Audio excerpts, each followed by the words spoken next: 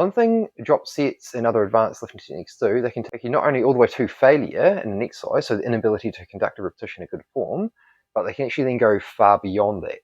Now, one of the theories around it is metabolic stress, increasing muscle damage, and a few other things.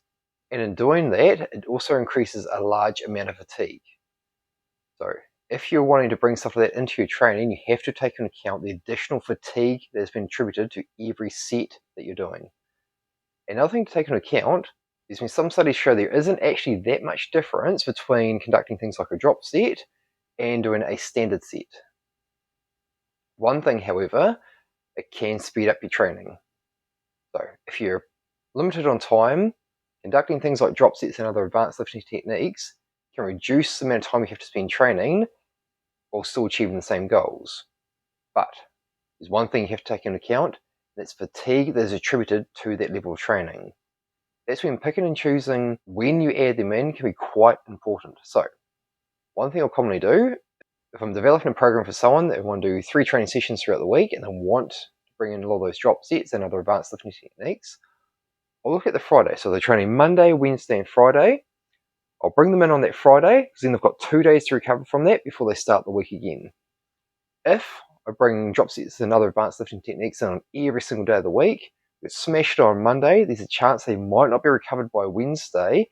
They smash again, the volume that they're going to move on the Friday is just going to be compromised. And that's another thing you have to take into account. There's a strong correlation between the volume that you move and the amount of muscle development you can achieve. So when you start overdoing it on one session, you can start compromising the preceding sessions. If you want to bring in advanced lifting techniques into your program, make sure you're able to recover from that training stimulus. If you can't recover, you're hindering your ability to grow. Remember, we don't grow in the gym. We're providing the stimulus to the muscle to grow in the gym. So when we leave the gym, we're recovering, that's when the growth happens. If you're compromising the ability to recover because you're completely burnt out, you start to compromise the ability to grow. So whatever you're doing, make sure the training that you're doing, you're able to recover from, so you're able to grow and keep on making progress in that gym. We want to keep chasing those gains, but we want to do it at a sustainable rate that isn't going to lead to burnout. And by chasing more, we end up doing less. Gains take a long time. There's no shortcuts. Just regular, consistent training over a long period of time.